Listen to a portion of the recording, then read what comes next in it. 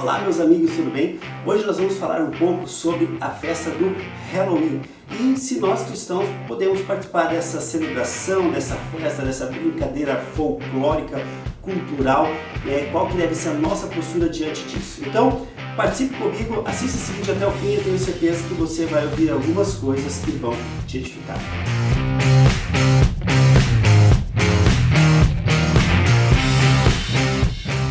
Queridos, em primeiro lugar nós temos que entender que o Halloween, aqui no Brasil às vezes também traduzido como Dia das Bruxas, é uma festa que nós entendemos muitas vezes com origem americana, Estados Unidos, mas na verdade essa festa ela começou muito antes dos Estados Unidos. Essa festa já era celebrada lá no Reino Unido, é uma festa oriunda do Reino Unido e ela tem esse nome, All Hallows Eve. Por quê? Hallow significa santo e Eve significa véspera. Halloween significa a véspera do dia de todos os santos. Por que significa exatamente isso? Na véspera do dia de todos os santos. Por quê? Porque essa festa é uma festa muito antiga, como eu falei, e ela já vem lá do século VI depois de Cristo, de uma festa chamada Samhain. É uma festa que teve início então no século VI e sempre é comemorada entre os dias 31 de outubro e 2 de novembro. Aí apareceu no cenário um papa chamado Gregório, esse aqui, uma festa chamada o Dia de Todos os Santos. No século XIII, a Igreja Católica pegou esse feriado que era em maio e puxou ele justamente para o dia 1º. E por que a Igreja Cristã fez isso? Porque eles tinham o hábito, quando eles não conseguiam acabar com uma festa, com uma celebração pagã, eles tinham o hábito de tentar cristianizar aquela festa. Então eles puxam a festa do Dia de Todos os Santos para tentar combater o Samhain, porque muitas pessoas, inclusive reis, tentaram combater, mas não conseguiram combater essa festa. Samhain significa o quê? Significa uma homenagem ao rei dos mortos, ou seja, é uma festa que celebra o rei dos mortos, e nós sabemos quem que é o rei dos mortos. Jesus é o rei da vida, o rei dos mortos é o diabo, que nos leva à morte através dos nossos pecados. Então o Samhain, que era essa festa ao rei dos mortos, ela, com o passar do tempo, foi sendo cristianizada, assim como algumas outras festas. Assim como o Dia de Todos os Santos era no dia 1º, então o Halloween passa a ser no dia 31, na véspera do Dia de Todos os Santos, mas uma celebração a quem? Ao Rei dos Mortos. E quando surgiu então o termo Halloween? Vejamos aqui, o termo Halloween surgiu entre os anos 1500 e 1600 e foi se tornando uma festa popular. Foi nesse período em que eles começaram a ter alguns costumes, como por exemplo esse aqui, onde as mulheres ou a pessoa que queria saber com quem iria se casar mordia a maçã, formato que fizesse na mordida da maçã seria uma inicial do nome da pessoa com quem ela ia se casar. Eles faziam outras simpatias nesse sentido, tentavam ver o futuro na casca de arroz, puxavam uma couve do chão para ver o formato do rosto da pessoa amada, mas uma dos costumes mais famosos dessa festa é que as crianças elas saíam nas casas, de casa em casa, fazendo o quê? Cantando. Um pouco diferente de hoje em dia, não é doce travessura. Elas iam cantando e cantavam nas casas, para quê? Para que as almas penadas, as almas que estavam no purgatório, as almas que não tinham encontrado lugar de descanso, pudessem, através do canto dessas crianças, subir então aos céus. E em troca disso, as famílias davam bolos de boa sorte, bolos doces para agradecer as crianças por terem cantado, para que essas almas pudessem sair assim do purgatório. Isso, pessoal, muito tempo antes de chegar nos Estados Unidos, porque essa festa só chegou nos Estados Unidos no fim dos anos de 1800, mais precisamente no ano de 1845, através dos imigrantes que vieram daquela região da Europa para os Estados Unidos. Eles trouxeram junto então essa festa para os Estados Unidos. E uma das principais tradições, um dos mais conhecidos contos do Halloween é essa abóbora, A abóbora ela representa o quê? Ela representa a lenda do Ferreiro Jack. Presta atenção nessa lenda. O Ferreiro Jack era um homem muito grosso e alcoólatra que maltratava sua família e as pessoas ao seu redor. E esse ferreiro Jack um dia estava no bar bebendo todas, então o diabo chegou para levar ele. Ele implora ao diabo a oportunidade de tomar mais um copo de cachaça e o diabo permite. Ele termina de tomar aquele copo e diz: mas eu não tenho como pagar. Então, será que você não poderia fazer com que eu pagasse? Então o diabo ele vira uma moeda para ele pagar o dono do bar aquele copo de cachaça. Quando o diabo virou a moeda, ele colocou essa moeda dentro de sua carteira, onde havia um fecho no sinal de cruz. E aí o diabo não podia sair da sua carteira. O diabo se revoltou e ele fez um acordo então com o Jack. Ele falou: se você me libertar da carteira, eu posso tirar mais um ano de vida. O ferreiro Jack concordou com isso e viveu mais um ano e mudou de vida, começou a tratar bem sua família, seus filhos, as pessoas, trabalhar corretamente, até ir na igreja. Mas exatamente um ano depois, o diabo chegou para levar novamente o ferreiro Jack.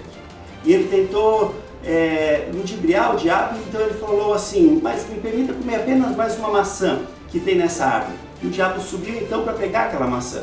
E nisso o ferreiro Jack pegou um canivete, fez um sinal de cruz, de modo que o diabo não poderia descer da árvore.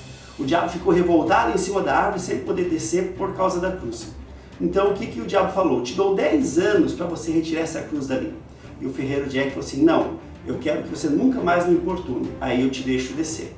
Então o diabo concordou com isso e o ferreiro Jack tirou a cruz da árvore e o diabo pôde ir embora e não precisou mais importunar.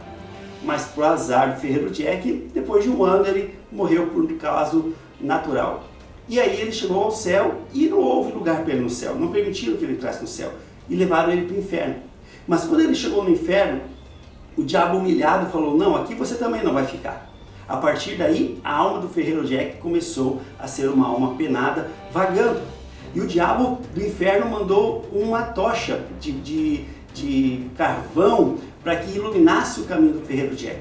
E o ferreiro Jack colocou isso dentro de um nabo para conservar mais tempo e ficava vagando com o nabo aceso de noite, porque não tinha lugar nem no céu e nem no inferno.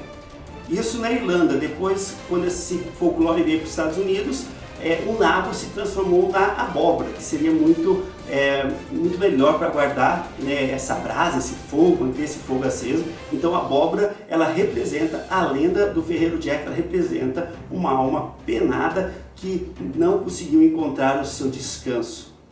Mas e o Halloween moderno, os dias de hoje? Bom, o Halloween moderno, o feriado Halloween, já se tornou um dos maiores feriados dos Estados Unidos, é o maior feriado não cristão dos Estados Unidos, já superou o Páscoa, já superou o Dia dos Namorados e, pelo que eu andei vendo, hoje em dia ele apenas não superou ainda o feriado do Natal. Aqui no Brasil, lá pelo ano 2003, foi instituído no dia 31 de outubro o Dia Nacional do Saci. Mas parece que o Saci não caiu no gosto dos brasileiros, porque ninguém celebra o folclore do Saci. Pelo contrário, tem se crescido cada vez mais, e muito disso também nas escolas, a celebração, a festa do Halloween. E para isso, então, as escolas e algumas organizações, algumas empresas e também já no restaurante tem crescido cada vez mais, tem chamado as crianças e ou funcionários para se vestirem com fantasias que lembrem o Halloween. Algumas fantasias como essa aqui, ó. Quem que é essa aqui? Essa é uma bruxa. A bruxa, ela representa uma sacerdotisa de Satã que faz poções, faz magia para prejudicar as pessoas. Ah, mas tem outros personagens, por exemplo, a fadinha. Mas deixa eu te dizer, a fadinha, o que ela é? Ela é uma bruxinha do bem. Ela é uma sacerdotisa que também faz poções mágicas, também faz magia oculta, também faz celebração a Satanás, mas para fazer o bem. Então, ou seja, é o mal com uma cara de bom. Um outro exemplo é o morcego. O morcego, ele representa um animal da noite, né? Dentro do folclore, ele representa um animal da noite, um animal das trevas. Parecido com esse outro aqui, que é o vampiro. O vampiro, ele representa também uma alma penada, porque ela não consegue morrer e tem por seu objetivo ficar sugando o sangue das pessoas. Um outro exemplo que se usa como decoração é o gato preto. O gato preto, ele representa uma bruxa que se transforma num gato para seduzir e enganar as pessoas. Também tem pessoas que vestem seus filhos com lobisomem. O lobisomem representa um homem comum que no dia de lua cheia vira uma besta diabólica. E o último que eu quero falar hoje é do zumbi, que também representa um ser que não encontra descanso eterno e vive perambulando por aí, tal qual vampiro, tal qual a lenda do ferreiro Jack. Claro, são tudo folclores, mas é tudo isso que representa essas decorações. Eu pergunto, vale a pena se vestir disso? Dizer que você é algo assim?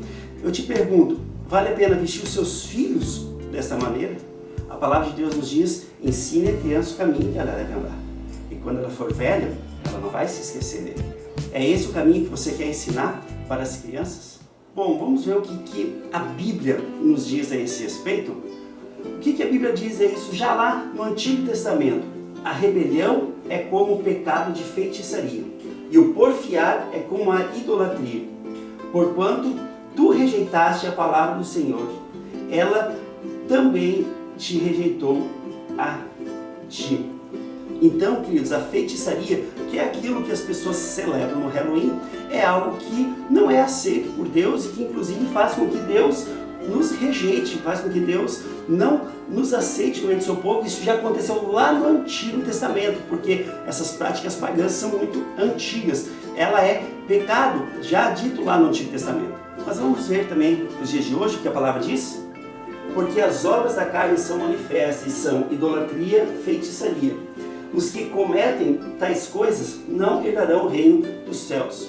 De novo, aqui Paulo dizendo para a igreja de Gálatas, é uma mensagem para nós vivermos nos dias de hoje. Aqui tem uma série de mensagens a respeito das obras da carne. Duas delas são idolatria e feitiçaria. E diz o texto, os que tais coisas praticam não herdarão o reino dos céus.